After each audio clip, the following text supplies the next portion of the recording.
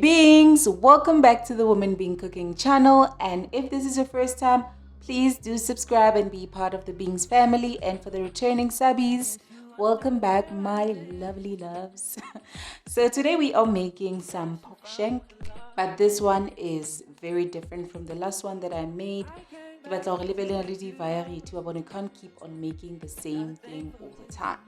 So the first thing you're going to start by doing is chopping your one onion, and then we put it aside, and then utotlaka di bell pepper, unke half ya yellow bell pepper and half of red bell peppers, and you finally chop them.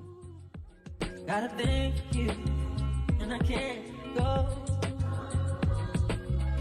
Some people go around the world for love, but they may never find what they can dream of. What you won't do for love. You tried everything, but you won't give up. And in my world, only you make me do when I'm worth nothing. Now my friends wonder what is wrong with me. Well, I'm in a day when your love see. Now I came back to let you know. Gotta thank you. So now, after finally chopping your ingredients, we now move to the stove top. So you're gonna start by putting your olive oil. Make sure maybe it's about 2 to 3 tablespoons, and then you're gonna fry your pork shank. Make it brown all sides, okay? Like the first time, guys, we must brown all the sides. It gives that nice crunchy taste, so that's why we always do this.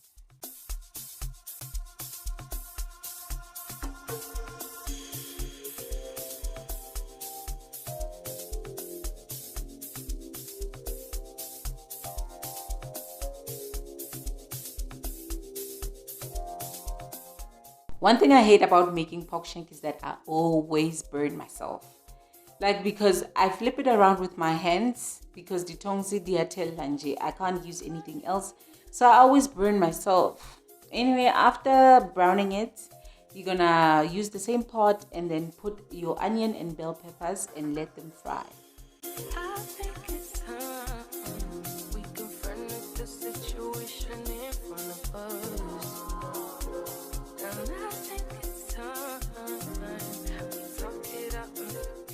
After about 2 minutes, you can now put a teaspoon of crushed garlic and a teaspoon of curry powder. Mix everything and then let it fry for about 5 minutes. If you feel it's me, if you I'm the one, you're gonna need to make a way for me. And after that, you can measure a 1/4 teaspoon of nutmeg and a pinch of rosemary, or you can measure it as a 1/2 teaspoon of rosemary. Mix everything and just let it cook.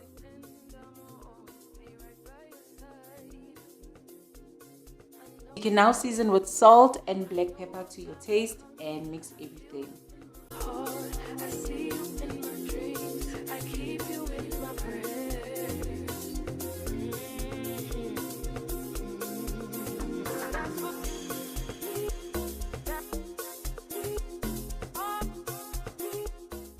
After seasoning your food, you can now put 1 beef stock cube, crush it in there. I don't like to use my hands because I know other people will just crush it with their hands. I don't like it.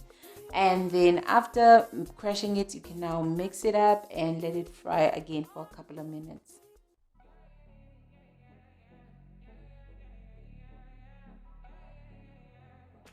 You can now put your tablespoon of tomato paste. Mix everything and let it fry again for about another 2 minutes.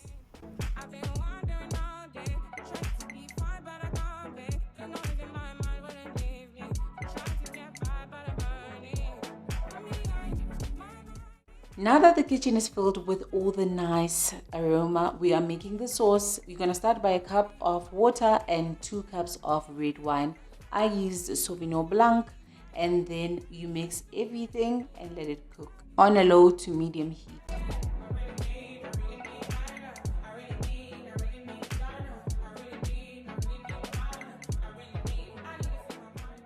So now we're gonna put a whole lemon zest inside. I used a small one, so that's why I used the whole thing. But if you're using like your normal sized one, you can just use half of it and then let it cook after mixing everything again.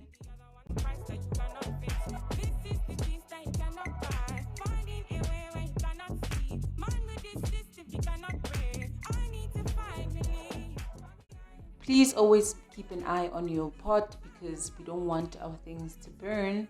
And now that it's bubbling up, make sure that you keep on stirring frequently so that your ingredients are well combined. And then now you can put 2 bay leaves, make sure that they are well covered, and mix everything and let it cook again for about another 5 minutes before you can remove it from the stove, and make sure it's on medium heat now.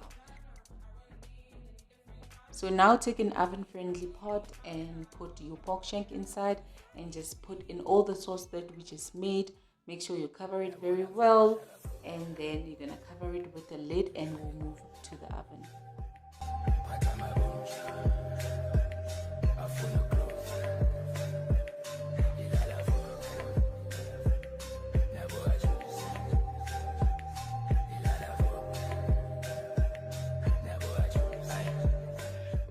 So please make sure that your oven was preheated so that it doesn't take long for you to cook. So it was put on 200 degrees and I let it cook for 1 hour and 30 minutes before I can take it out and flip it and then cook the other side as well.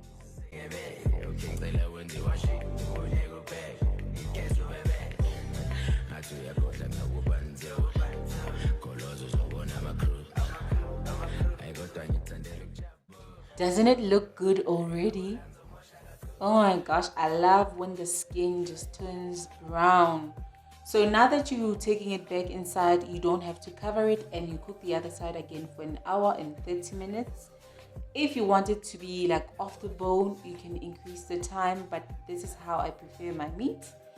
Oh my gosh, it was really good. It tasted really amazing. You see how cooked it is? Trust me, it is not burnt when it's like this. It is the proper way. I actually even prefer the skin when it's like this. I know for some people they say it's disgusting, but it wasn't. So now we are taking the sauce to the next level. So start with some tablespoon of butter and then take the sauce and put it on a sieve and just sift it away. We try to make it smooth. That's why I'm doing this. I want my sauce to be smooth, so start by doing this. If you don't mind, then you can just put it as it was. So now after mixing the sauce, you're gonna take 1 tablespoon of corn flour and then you mix it with a little bit of water, like 3 tablespoons of water, and then you can put it in the sauce and just mix it. Then you can let it cook for about 6 minutes.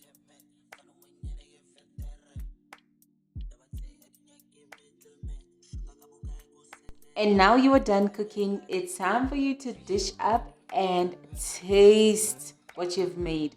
I hope you really enjoy this dish, and if you made it for the loved ones, I hope they also do enjoy the dish. I usually pair it with mashed potatoes. I've never paired it with anything else.